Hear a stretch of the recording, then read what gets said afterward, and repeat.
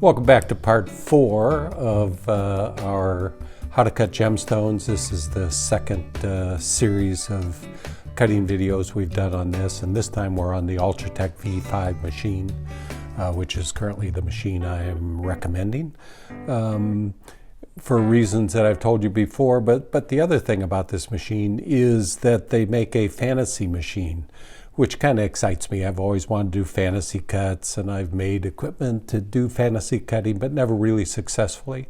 So the fantasy machine is in my future, and that is one of the benefits of this Ultratec V5.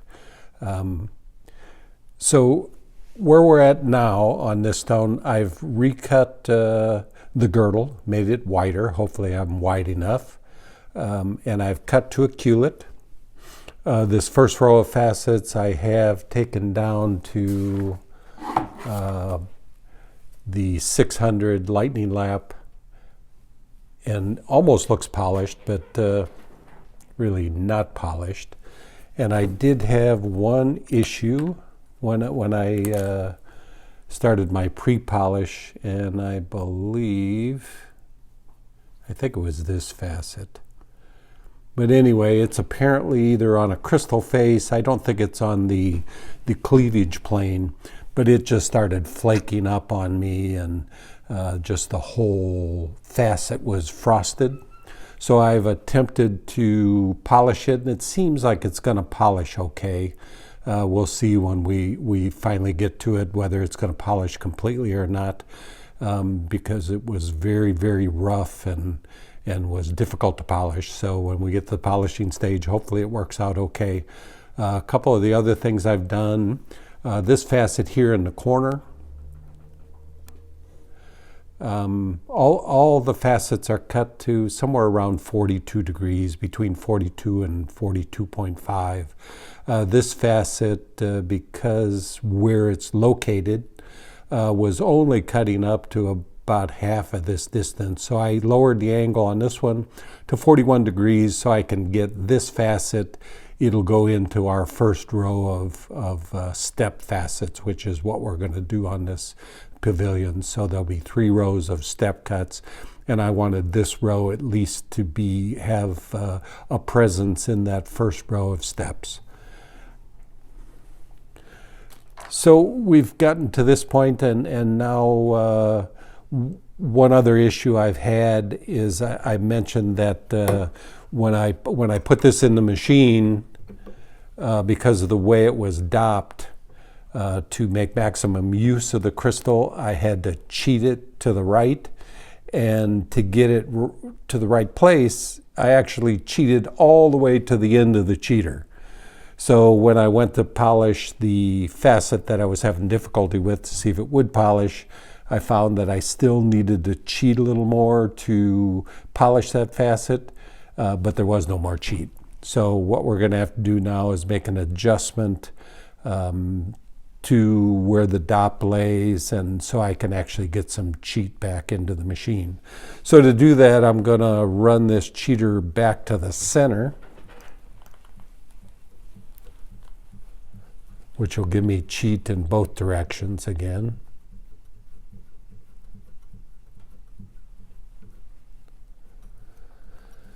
So now I've got plenty of room to cheat.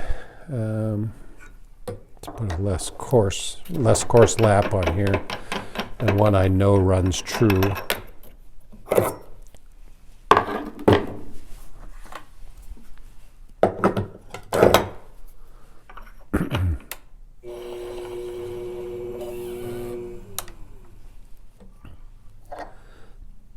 So now I've got that centered. We'll put this back in there. This camphor that's on this angle that fits into the machine and hits a post that's down in here to keep it straight. I'm no longer going to be able to use that. I'm going to have to back it off a little bit, because otherwise it's just going to go back to where it was, and I won't be able to make my cheating adjustment. I've replaced the hand tighten piece here This retention knob is now replaced with a screw. I think I'll get a little more torque on it, because not having that post back there, it's not going to hold quite as tightly in position. So I'm relying on a single point here to keep it where it's at.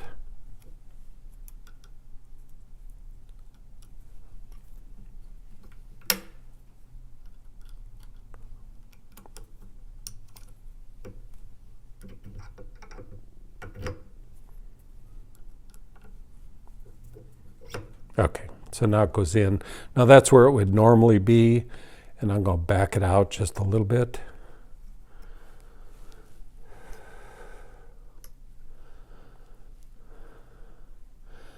So I'm on the 96.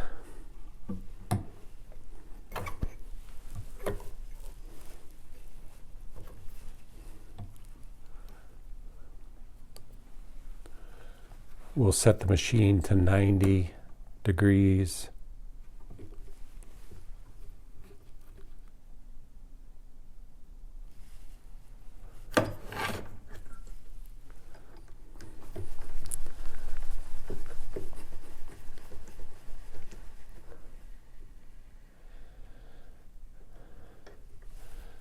I'll set that facet flat to the lap. Loosen this back up a little bit.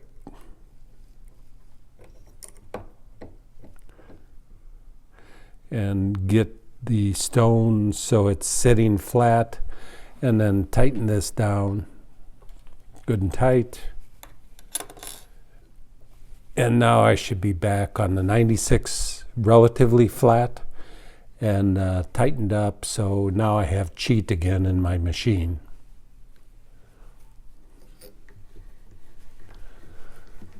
So now we're ready to put the next row of facets in. So we have the culet row in at somewhere around 42. Now that row I did vary quite a bit. I'm going to try and cut this. I'm going to actually cut the third row. There'll be the 42, and then we're going to do another row at maybe 49. You know, because I have this facet here that had the problem of being on some kind of plane that was causing a problem. We want to get as far away from that as possible.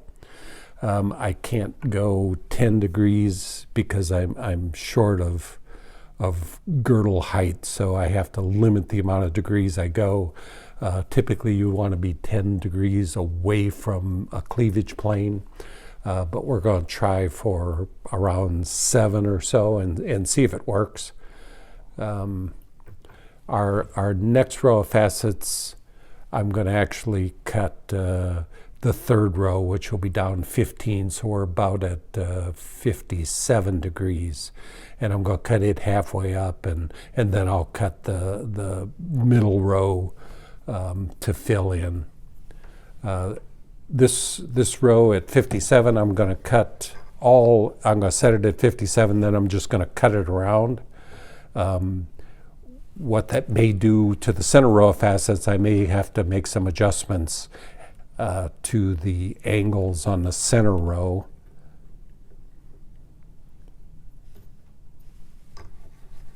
Ah, 57, Steve.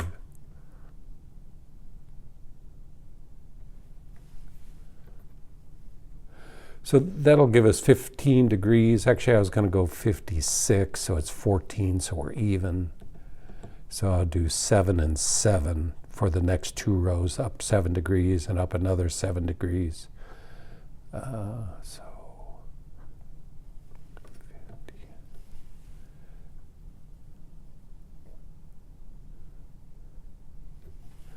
All right. So I'm going to try and cut this on this 600. Actually, it's probably not coarse enough.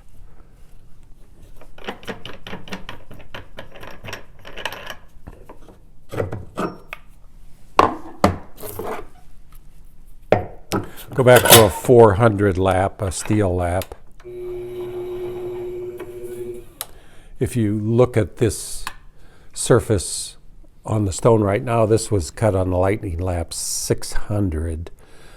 which almost looks polished, although when you look close at it, it's not. And when I tried to polish a facet, it was difficult to polish this hard gem from that 600. So I have a 1200 lightning lap that will do another pre-polish with the 1200, and hopefully that'll make it easier to polish with the 50,000 diamond.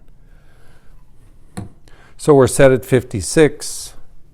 I'm on 96, and I'm going to start this row by going halfway up to the culet or thereabouts.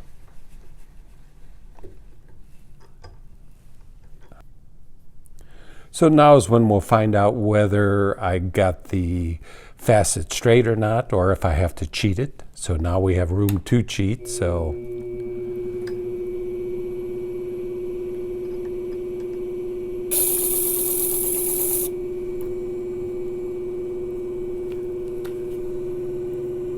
and it definitely needs to be cheated some.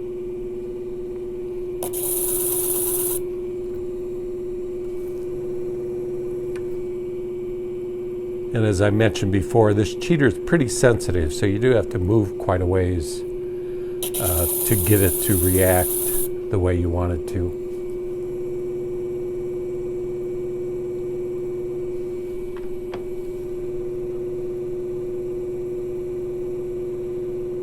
And for you new facetors out there, getting the light in the correct place so you can see actually where you're cutting, and particularly when you're polishing, is very critical. You've got to get the reflection just right to see whether a facet's polished.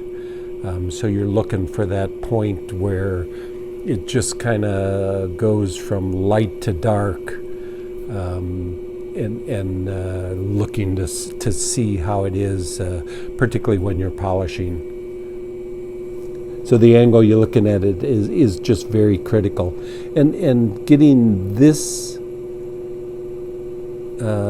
set correctly and cheated correctly is very important, because now if you get this facet I'm cutting very square, as you go all the way around, you're going to come back to the same place and you're going to have the same width facet.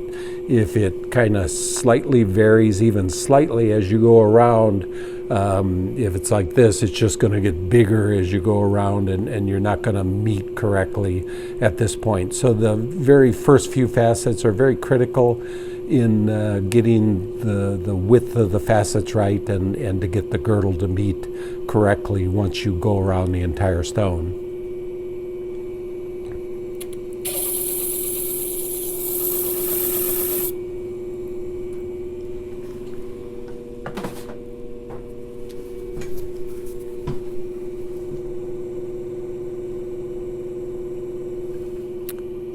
So a little more cheat.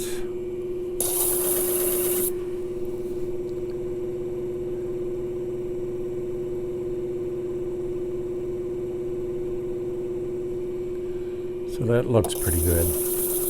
Now the big question is, do I have enough girdle to cut at 15 degrees and get halfway up the stone? I'm trying to get these three facets of similar size. They don't have to be, but that's what I'm shooting for. So if I go up halfway up, cut this facet halfway up, when I put the one in between, they'll be of similar size if I cut them equally. And if I run out of girdle, I just got to cut a thicker girdle. Or I can change the angles, you know. On a step cut, I prefer to have a minimum of 5 degrees, and I would do that in this situation, but 5 degrees may not be enough to get me away from the either cleavage plane or that this facet that is right on a crystal face that's causing problems. So I need to increase the angle to try and get away from that particular flat by enough degrees that it no longer causes a problem. So otherwise I'd cut 5 degrees apart, and we'd now be cutting at 52 instead of 56.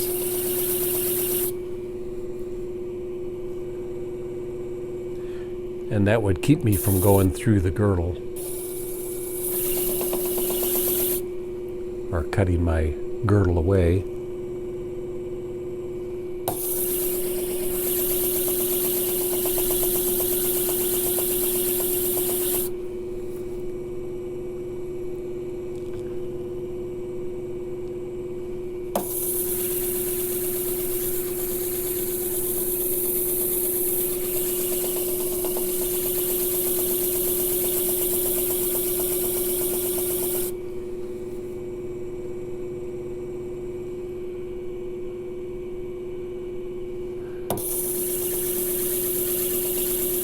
And there's nothing that says I have to cut these 3 facets equally.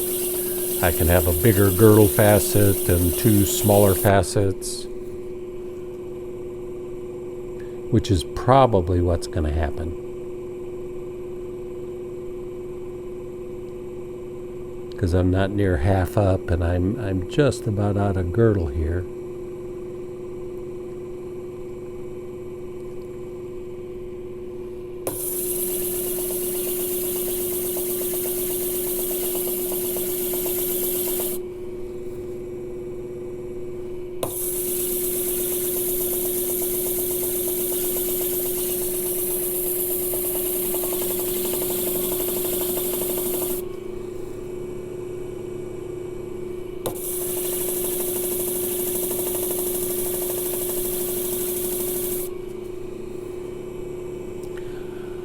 Now, one other thing to keep in mind that I didn't keep in mind is whether this is the lowest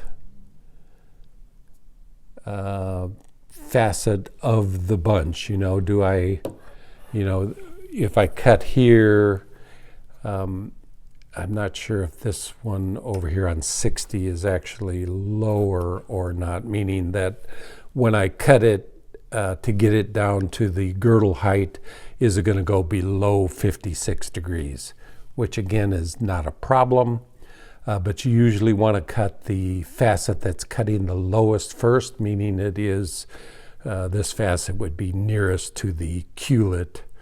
I think these are about equal, but not exactly sure.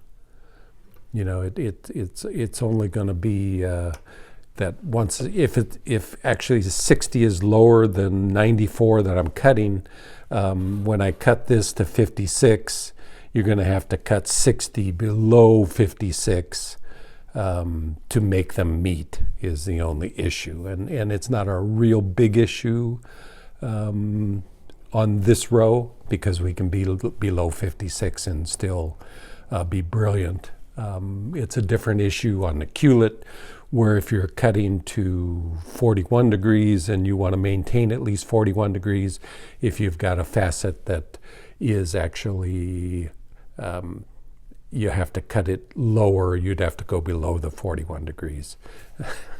Hopefully that all made sense, but we'll see when we get around to this facet whether this is actually going to have to cut lower or not and go below the 56. So I probably can deal with this. It's probably not halfway up, but I can have a bigger culet, and a bigger culet may be good because these facets that don't quite go up as high will now be more represented in the first row of facets that we're doing the culet row. So we'll use that as our third row of facets. And I'm going to go around and I'm going to match all these and come around. So once we get her back around here, we'll be back to talk to you more. So I cut the 96 to 56 degrees, and I'm going to cut them all at this setting, meaning I'm not going to change the mast height. It's going to change the angle that, say, this one is out here. It's going to be a little bit higher than 56 because I'm not changing the mast height.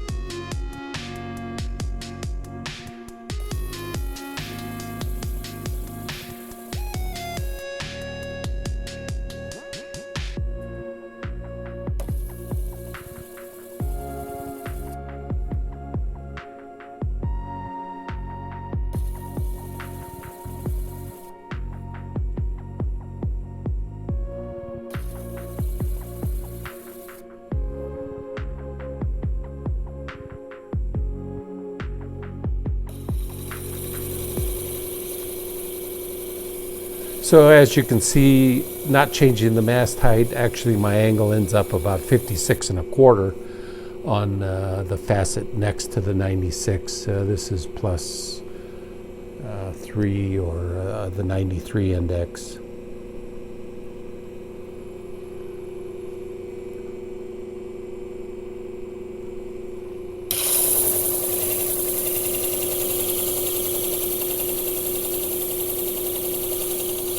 So now if I keep track, that was at 56.26. I can pretty much cut close to that number without looking and assume that we're going to hit approximately the right place.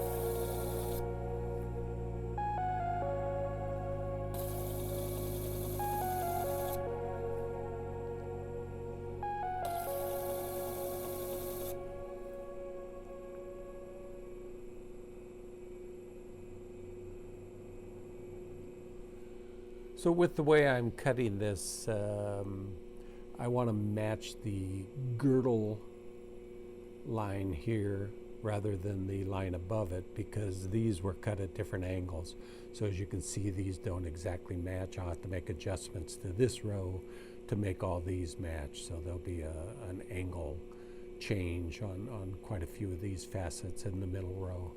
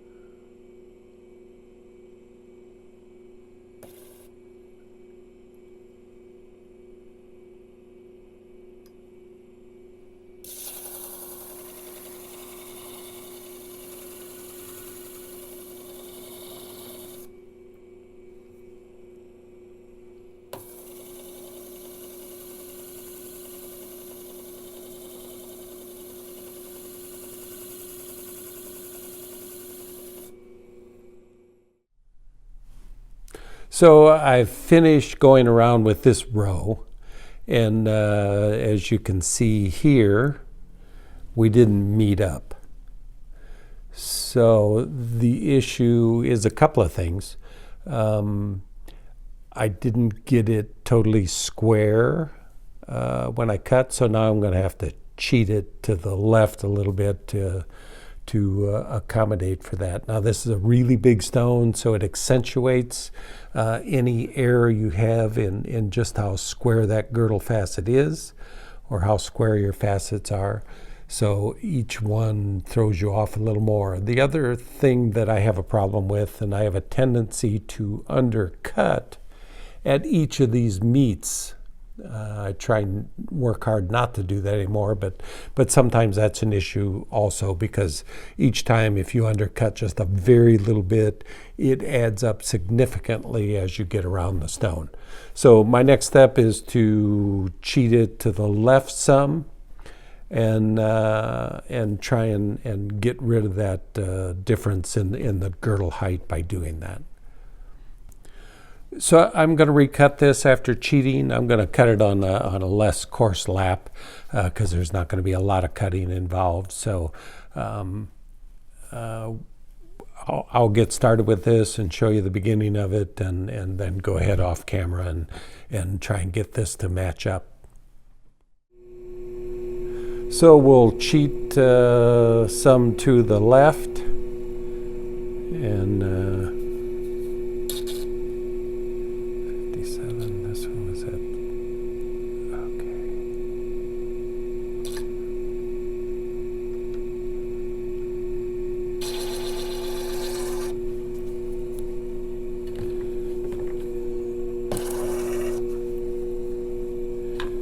Okay. And you can see how we are cutting to the left, and that may be too much.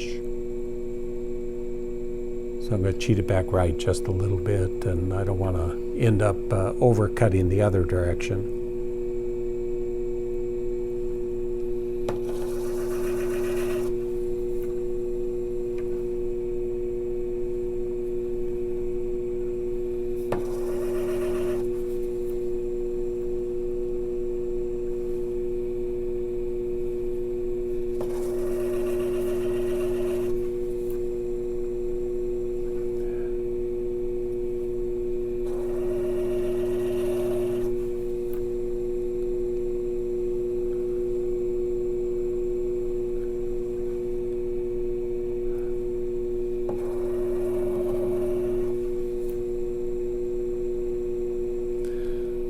Okay, we'll give that a shot and go around once more, and hopefully we meet up fairly close.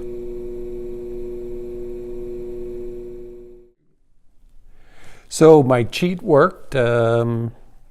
Actually, I'm surprised I didn't have to cut it more than once to get it right, but the first time I cheated, it was the right amount, and it came back around and everything met just fine. So now I've got to do the next row. It's going to be a bit of a challenge because right now that row does not line up, but it's because I cut the culet row at different angles, so I'm going to have to adjust these angles so everything meets correctly. Hopefully the difference in the angle that I cut the culet at will be the right amount to make these meet. Because as you can see, these three kind of meet, but this cuts lower. It's because I cut these at 42 and I cut this one at 41. So I'm going to have to cut this one at a lower angle also. So hopefully that 1 degree is the right amount to cut less. So these all 5 on this side line up, and I have to do the same with the opposite side.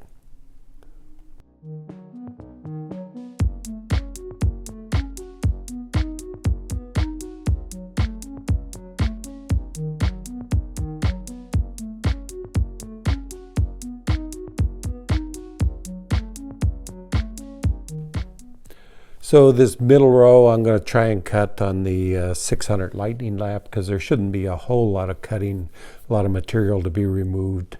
And that'll just cut out a step of having to go back over it with the 600 if I cut with this particular lap. So we'll cut that, try and make everything meet, and then go back and recut these on the 600, and then I'll go and cut with the 1200 as the pre-polished before I do the 5000 for polish.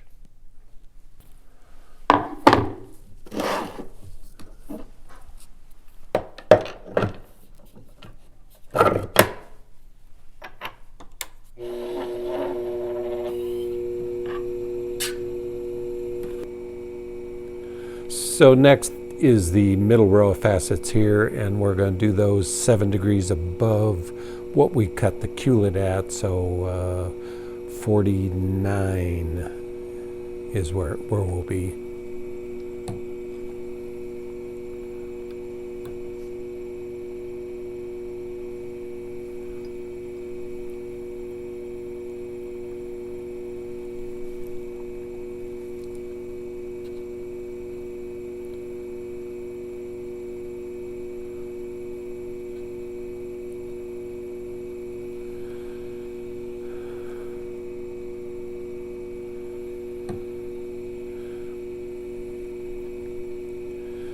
So originally I cut the 96, the culet at 42, and then I didn't change the mass to cut 3 and 93. So we'll do that same procedure again, except at 49 degrees this time.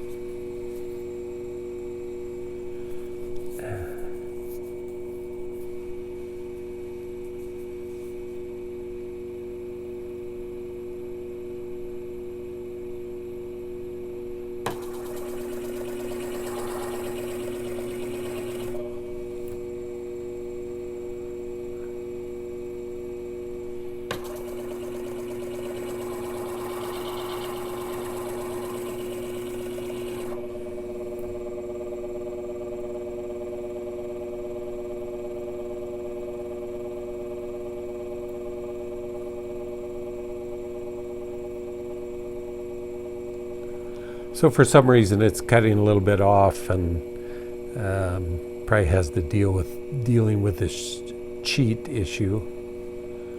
So I'm going to cheat a little bit.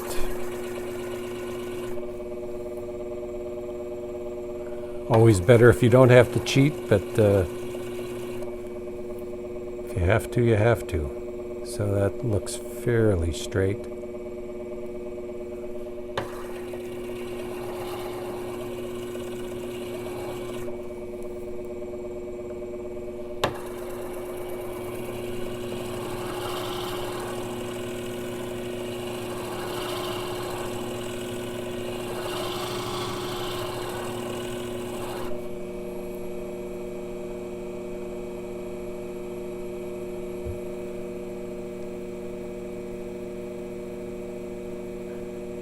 And with the amount of time it's taken on this lap, I think I'm going to go back to a coarser lap.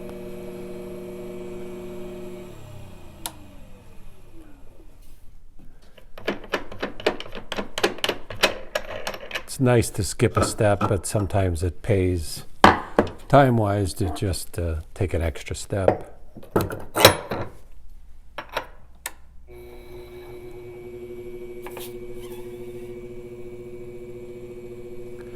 You got to be careful because of different thicknesses of the lap. You have to make sure that you don't put it down and it's cutting at a different angle. This lap is actually a little thinner than the last one.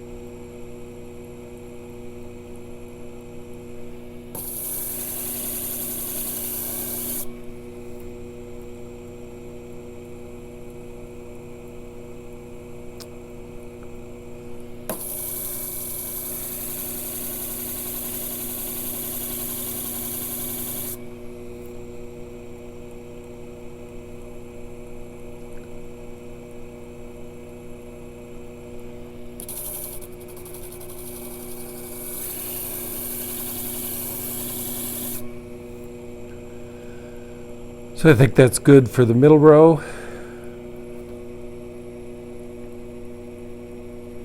So now I've got 3 steps.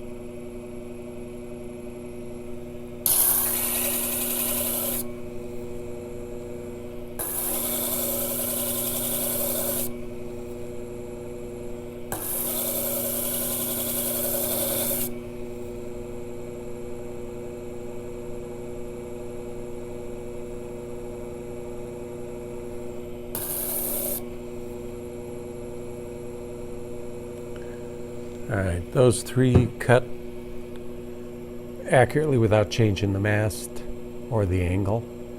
This next one I cut 1 degree lower. So hopefully if I lower it 1 degree, it'll work out on this row. So that's going to put us at 48.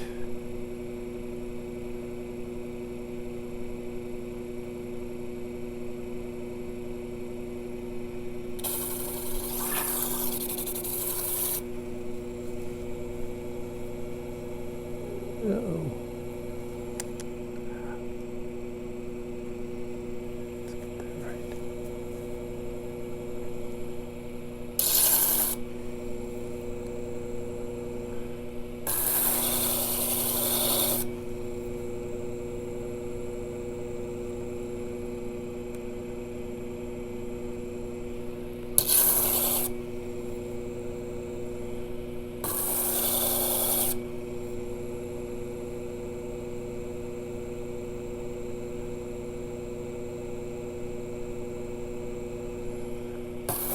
Which it's not going to be enough.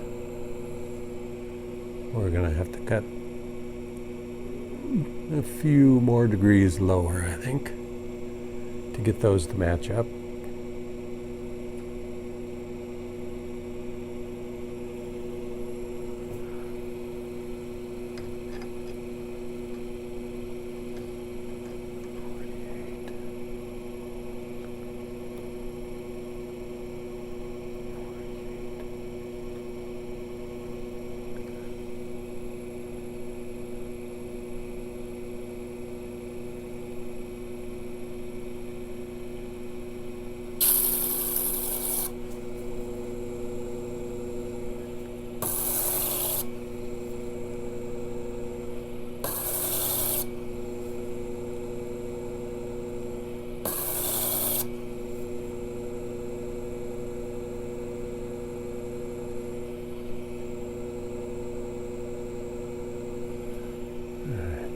That's a little too much.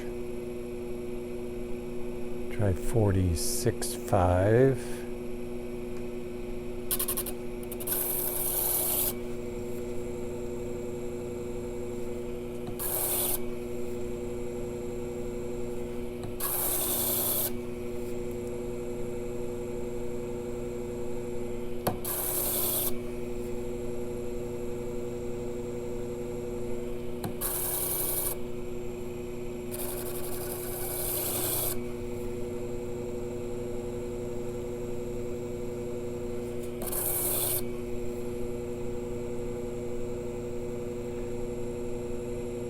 And that angle seems to work out well.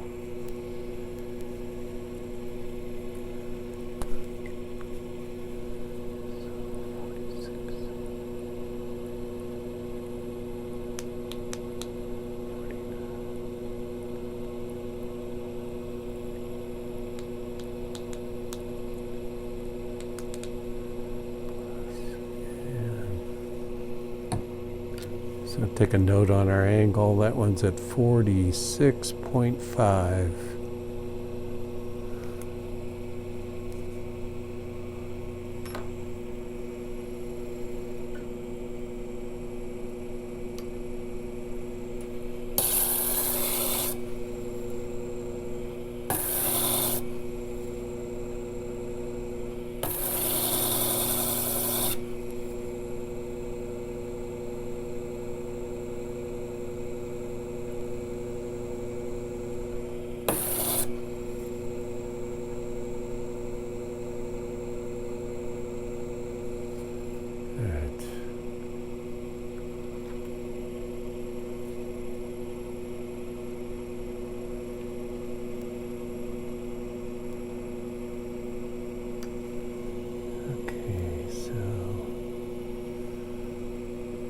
This next one was also cut at 41, so hopefully this 46.5 works for it too.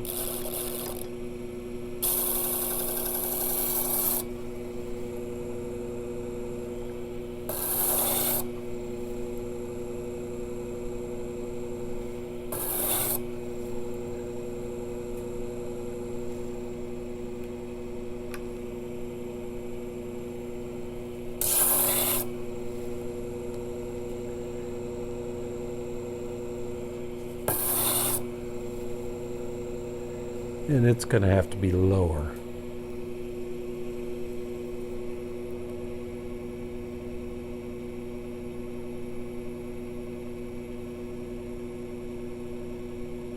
See how it compares.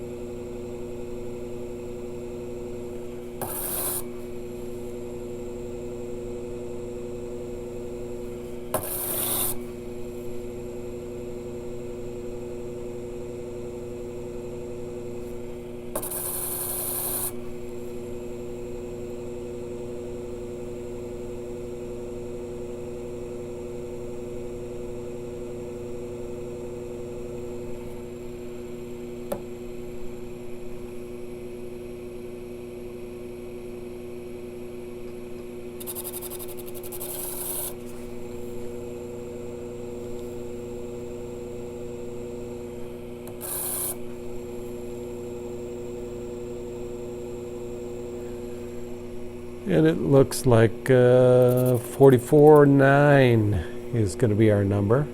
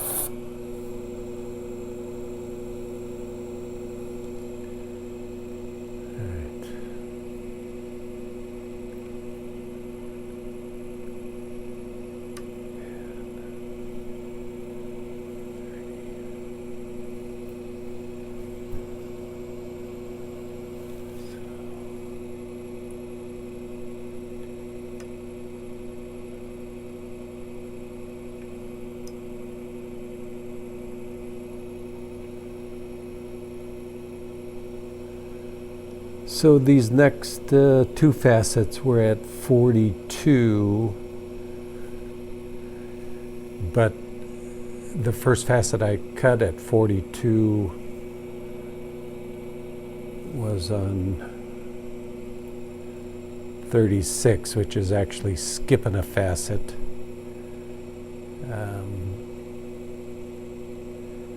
Because I cut this one at 42 and just kept the mast height the same for this one, so I got to try and do the same order to get this right. So one will be speculation and the other will be hopefully correct. So we'll be at, should be at 49.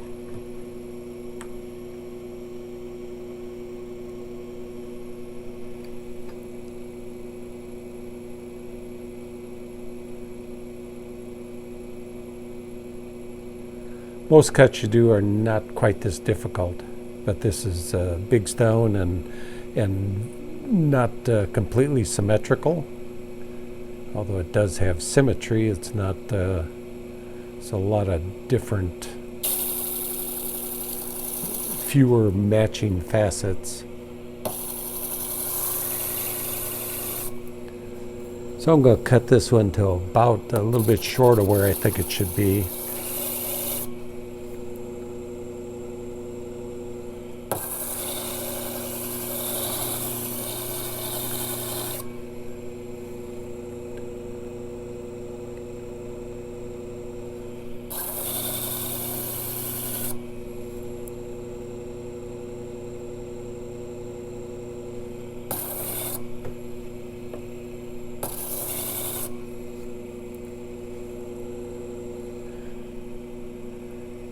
And now I can go back to this facet that I skipped and then match it here and then go on and match that one.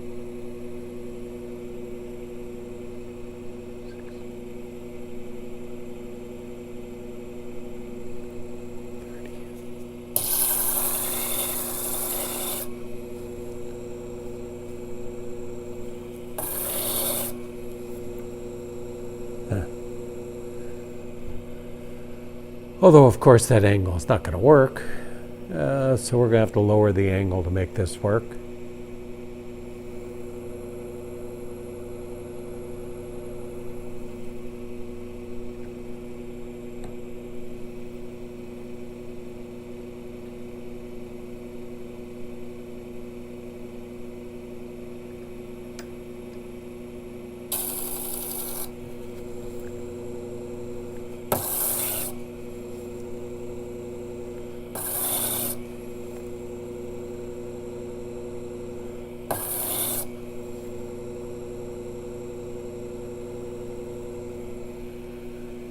.48's close.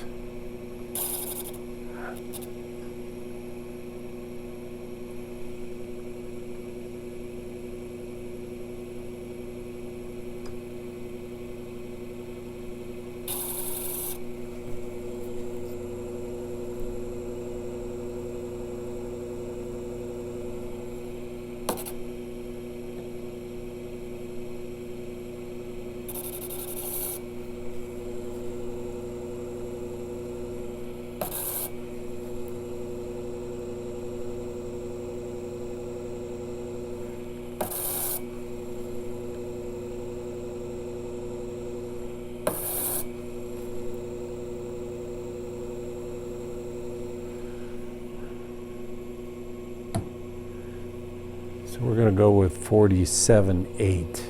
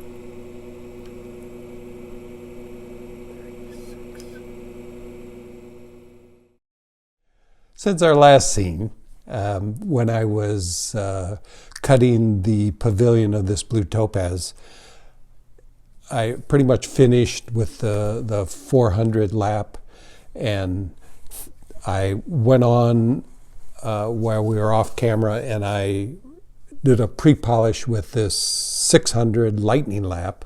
I really haven't used these much, so I assumed on this big stone I was going to have to go another step, which we would have shown you on this 1200.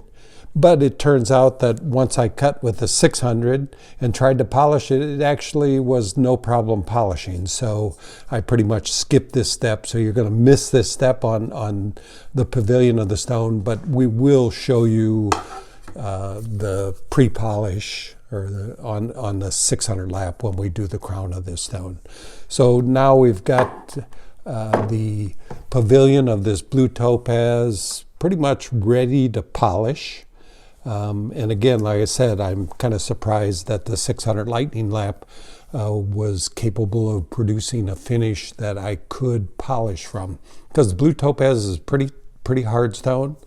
And these are big facets on it. The facets on this are really the size of or bigger than most table facets on most of the stones that you're going to cut. So being able to polish from that 600 lap is really a good thing for me. I like to skip as many steps as possible, and being able to go from the 400 steel lap to the 600 lightning lap and now go into polish is really a great thing, a real time saver. And like I said, I haven't used the lightning lap much until now, and it's good to know that it works well as a pre-polish.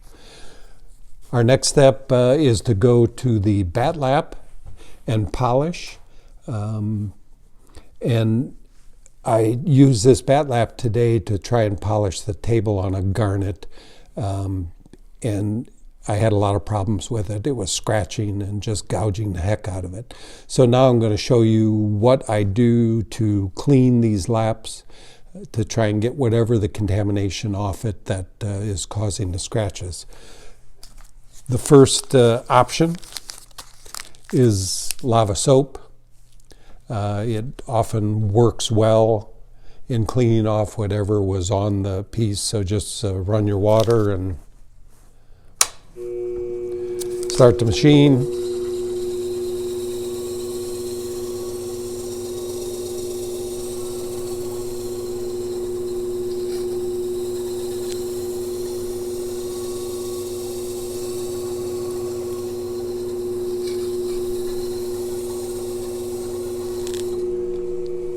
I do that, and then I like to reverse it.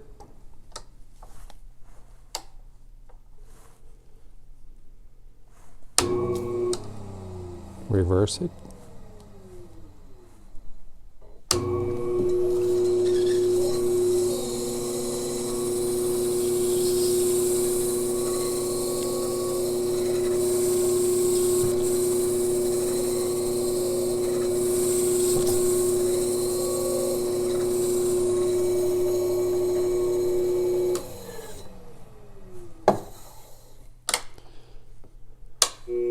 And one final run the other direction.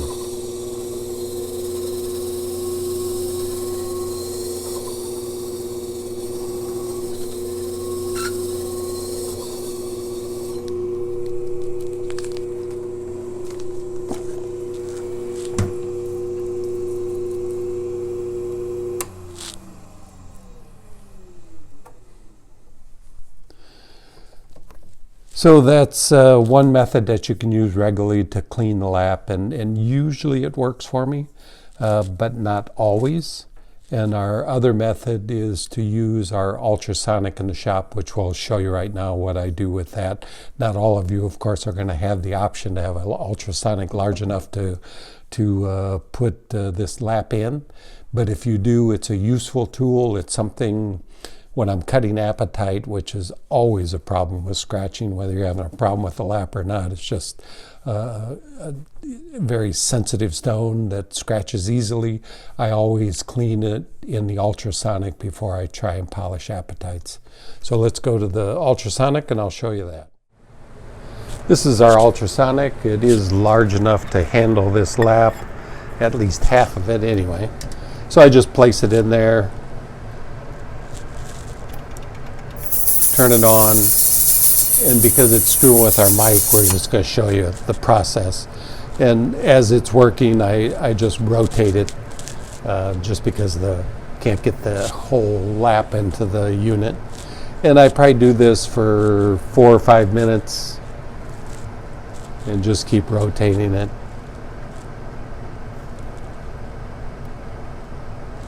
And then once I've done this for that length of time, I just go to the steamer if you have a steamer available.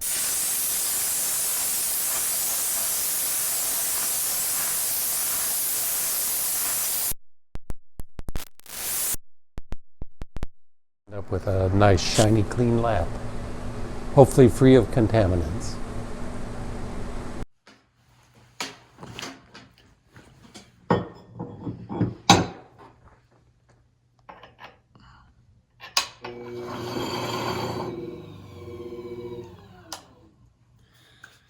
Okay, our Batt Lap is clean, hopefully free of anything that's going to cause any scratching. The Batt Lap is my current preference for polishing most stones.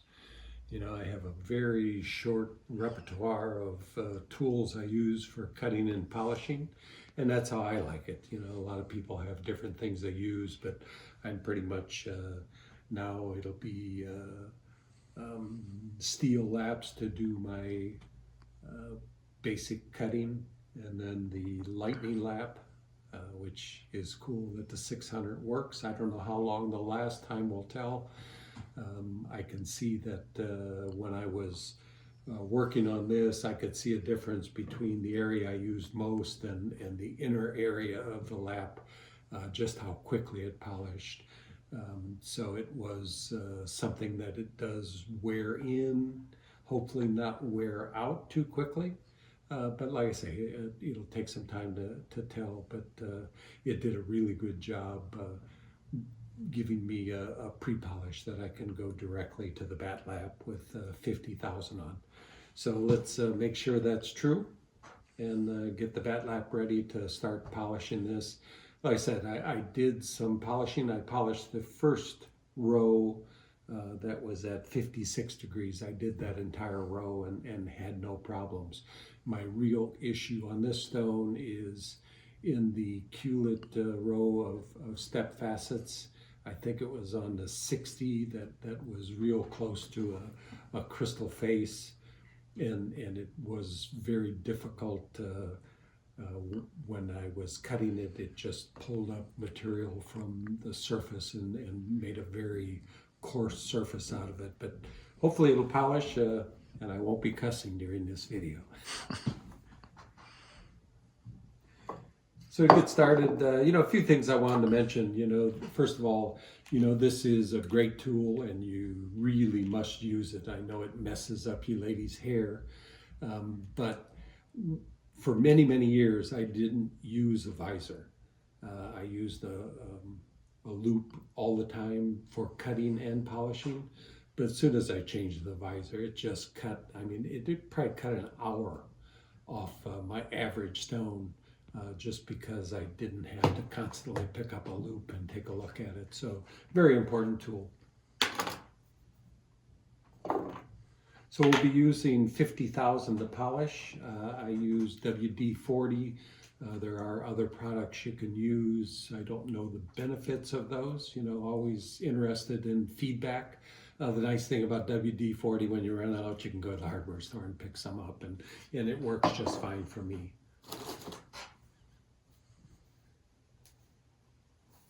So to prep the lap, you just put a little WD-40 on a Kleenex.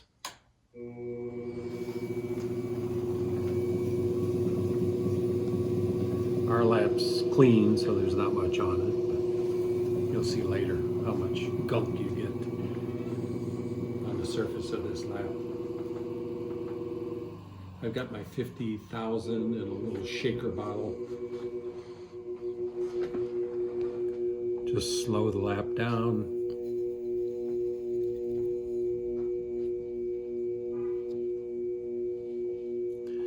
Actually, we can get rid of this. We'll be needing that.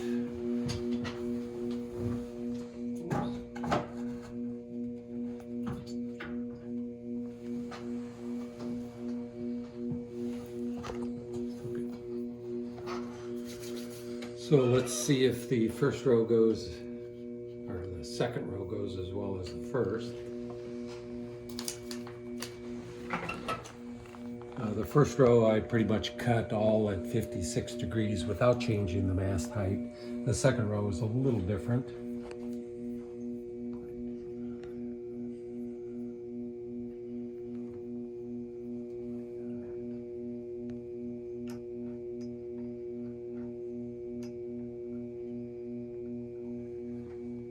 And that row is cut at 49 degrees, the first facet here on the 96.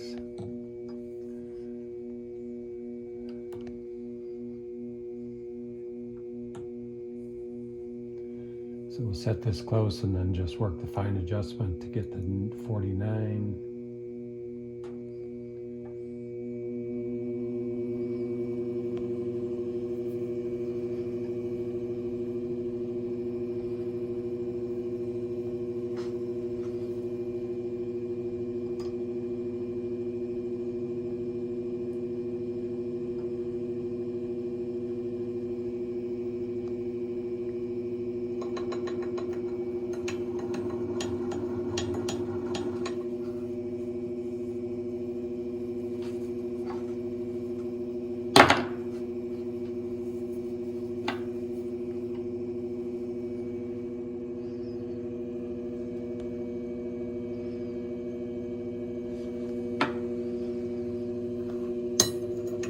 Close.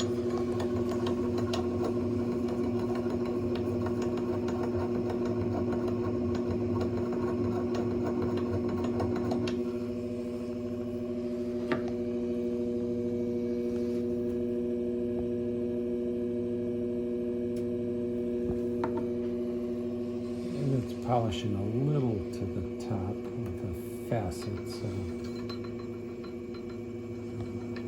lower it down just a little bit.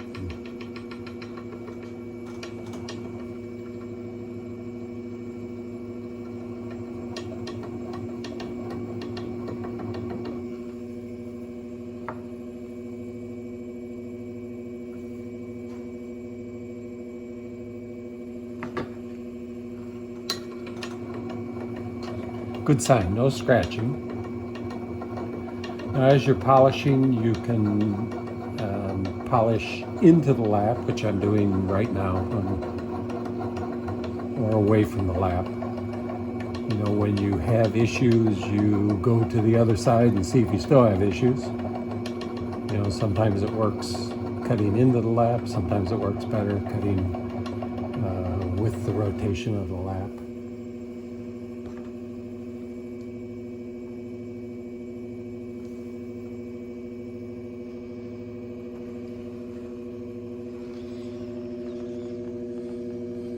And getting your light in the right position to be able to see the facet is critical. And I know a lot of cutters have difficulty with determining just whether a facet is completely polished or not. We all have that difficulty. You know, as you just move it around in the light and try and see the light running across the facet. And you know, these are big facets. They take longer, and you really have to look around the facet to see if you did get everything polished.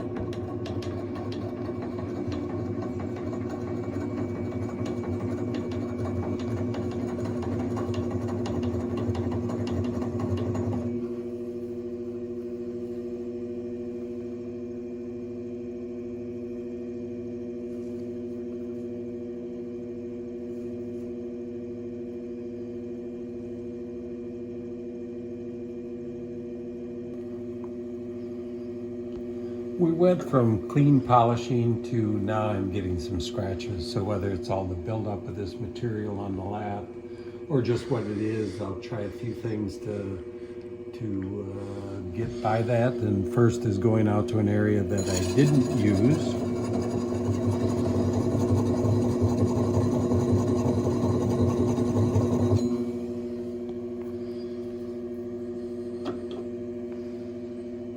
Which definitely isn't helping at all.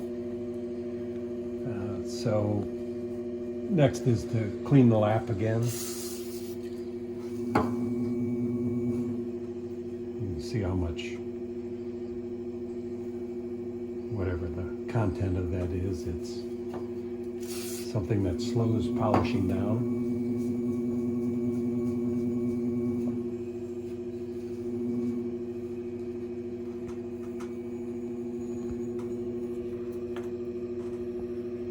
We'll give that another shot and hopefully those scratches go away.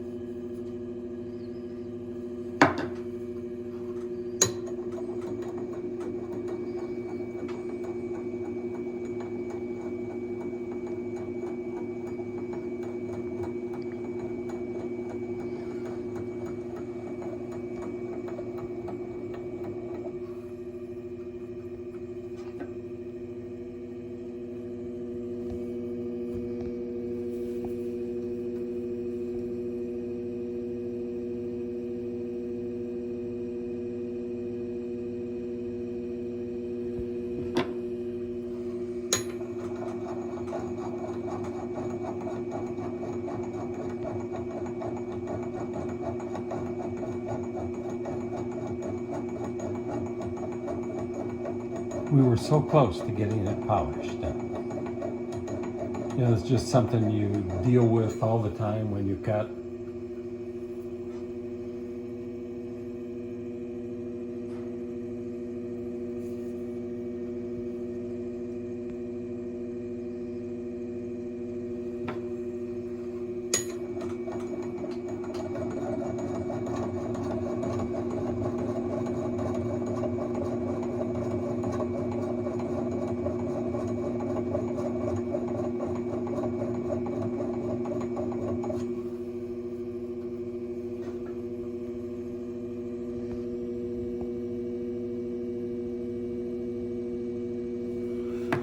we're not getting more of them, which is a good sign. And because this material is so hard, it takes more time to get through a scratch.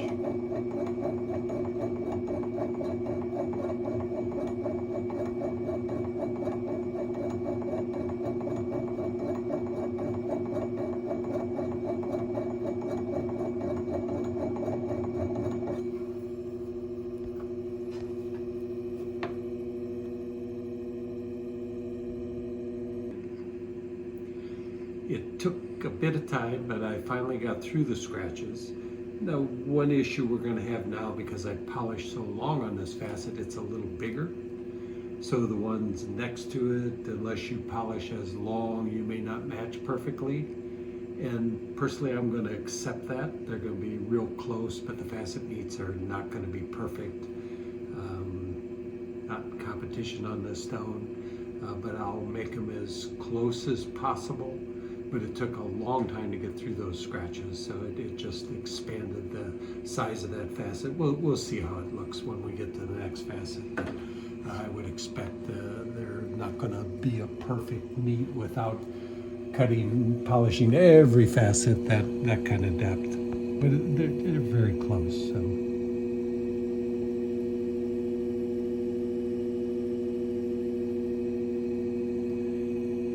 These are things you have to decide when you do have a problem. Sometimes the problem is so severe that there is a significant change, and sometimes you end up having to recut and repolish if you want everything to match closely. So our next facet was cut at the same angle without a height adjustment. You can see how dark the lap is here. I can go to the outer edge of this. Hopefully the contamination's gone from there too. That's where the most of it was. So I'm gonna look quickly and see if there's any scratching.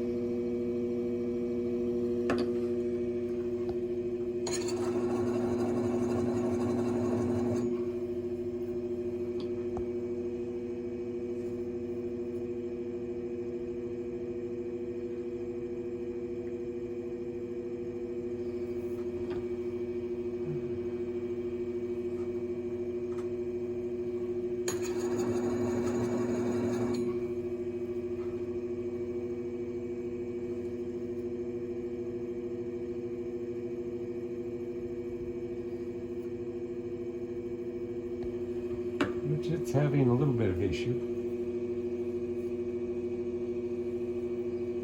I went through the entire first row without a problem, and now I'm having issues.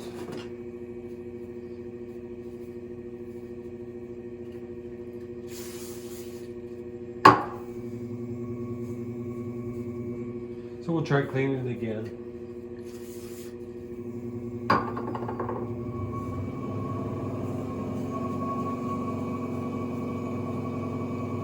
And if that outer edge continues to be an issue, you just don't use the outer edge. You cut in an area that'll polish clean.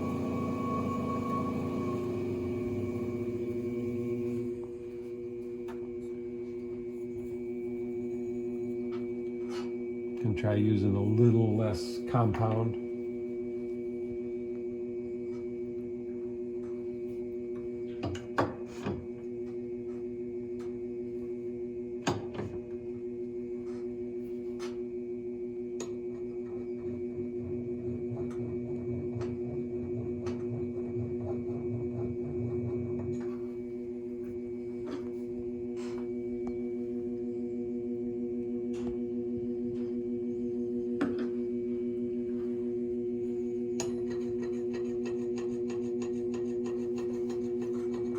I raised the mask just slightly because it was polishing towards the bottom of the facet.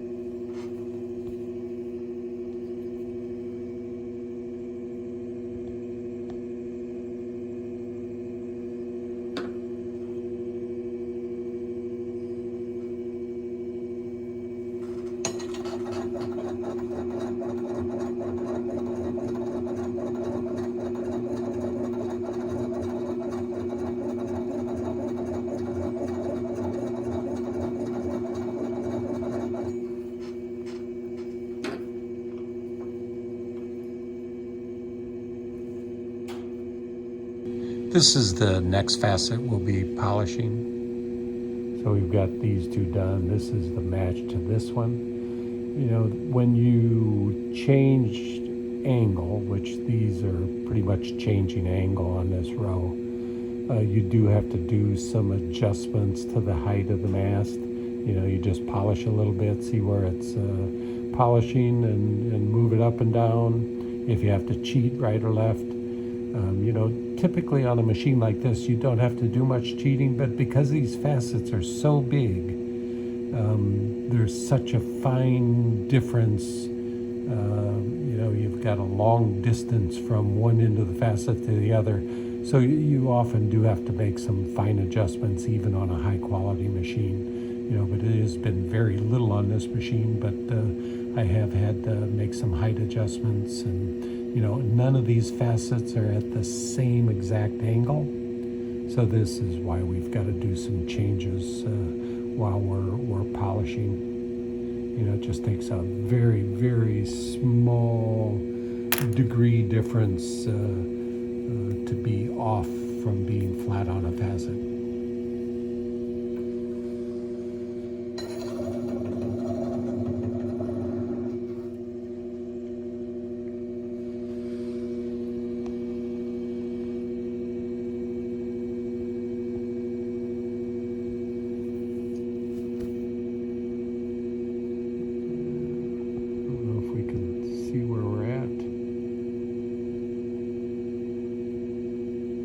Hopefully right on it. Because this is the match to the last facet, so we should be pretty darn close to being dead on the facet.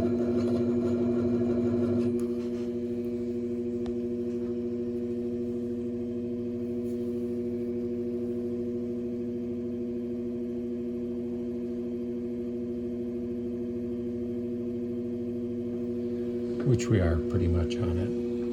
You can see a little bit to the right side of the facet. It's not polishing as much. Could cheat it, but really I don't think I need to.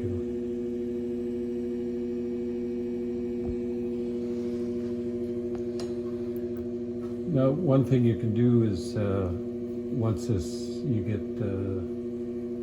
so much of this black material on the lap, you can wipe it off and it will polish again for you. You don't have to recharge all the time. So now it should polish again fairly well, because the Batt Lap tends to retain the diamond.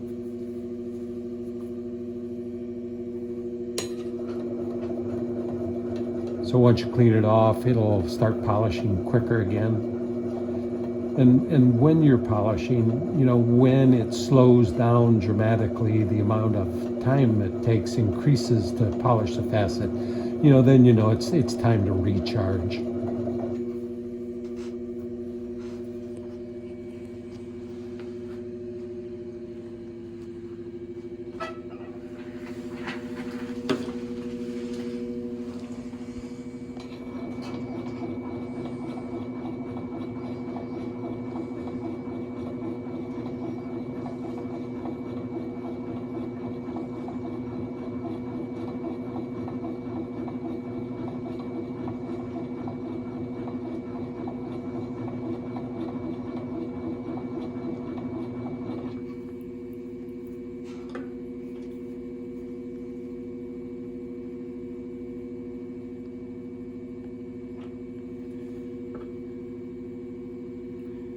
I'm going to cheat just a very tiny bit.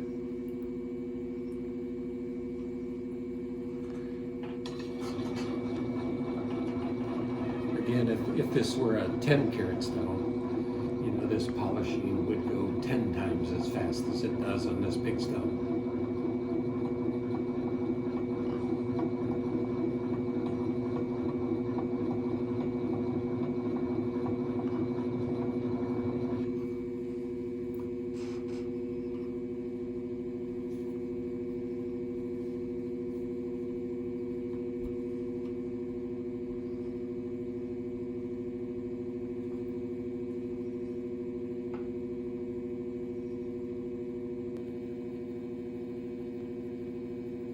We talked about using the visor, which the visor works just fine for cutting your stone, because you don't have to be precise. You don't have to look for that fine polish.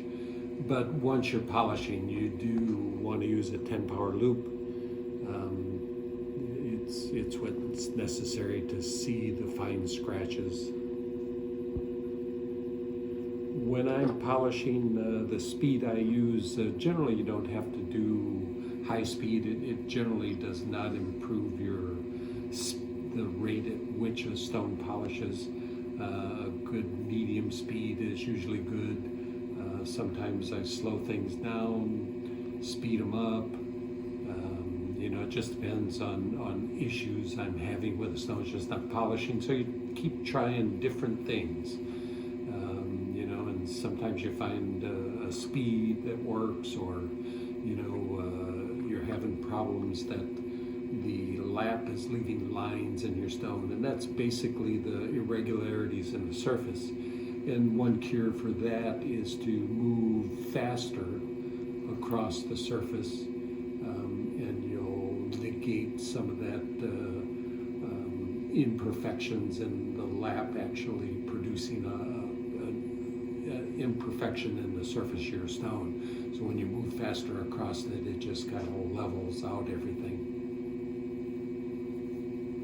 So I'm going to continue on around this. There's probably no reason for you to sit for the next 2 or 3 hours and watch me polish, but if I come up with some issues or things that I can tell you about the techniques of polishing, we'll come back to it, and I'll continue this row, and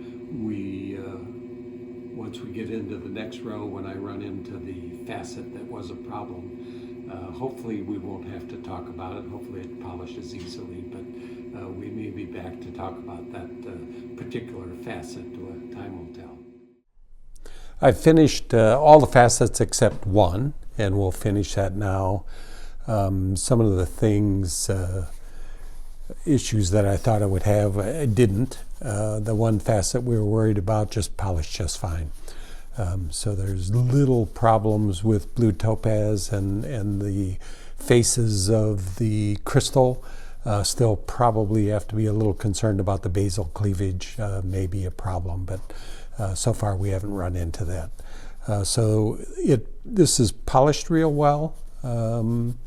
The facet meats I have, they're not perfect, but they're very good. I mean, there are some slight issues with the facet meats because polishing this material, when I was having problems and had to polish extra, very difficult to come to the next facet and actually polish it and move the facet because it is such hard material.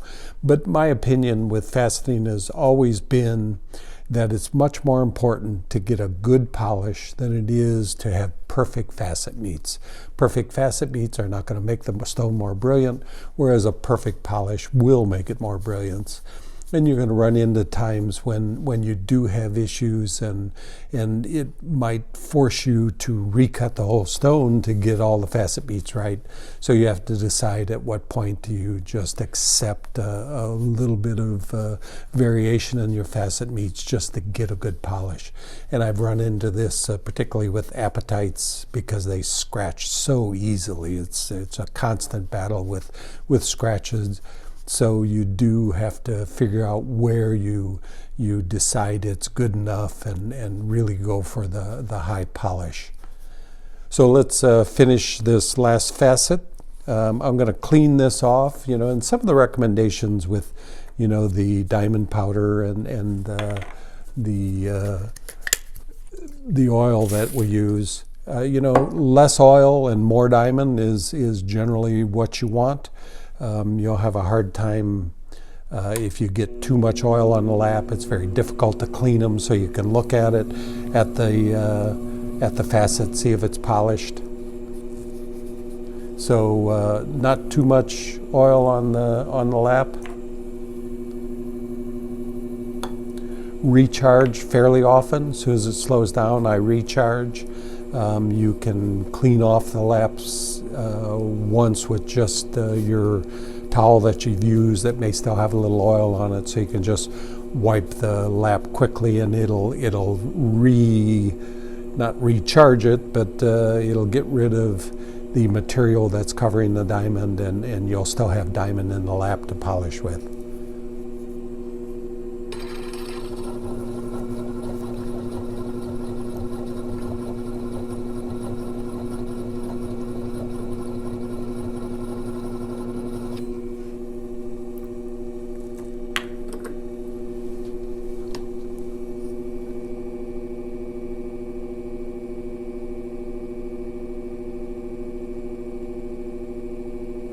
So I do have a few lines from the irregularity of the surface of this Batt Lap.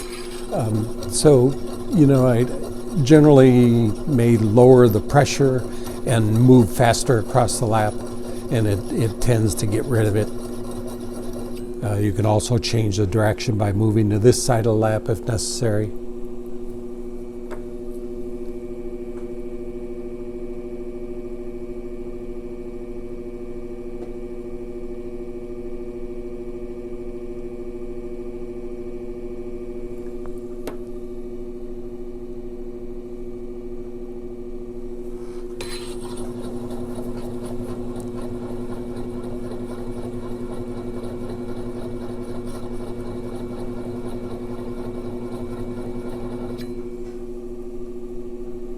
Now, depending on your machine, this machine's very accurate, but you can have variations in when you go from this side of the lap to this side of the lap. If you're not perfectly flat, it's going to cut a little differently, and you can actually see it making a second facet. So you have to be careful, you know, unless your machine is running perfectly flat. You can't always go from this side of the lap to this side of the lap and expect it to polish the same.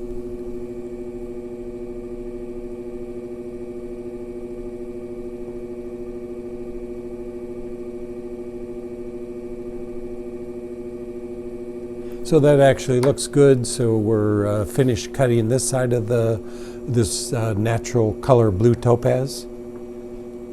Hopefully that'll produce some nice brilliance, and as I mentioned earlier, I'm going to try something a little different on the crown than I've done before. Hopefully everything works out, and this is just a remarkable looking stone, and I'm still thinking maybe 200 carats is probably where it's going to be.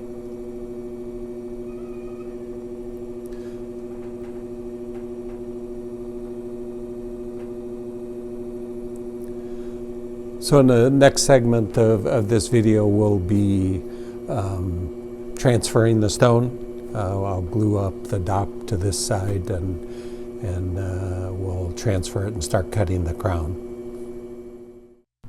If you enjoyed this video, watch the next video here. Also subscribe, hit the bell to receive notifications of our latest gem-related videos. Thanks.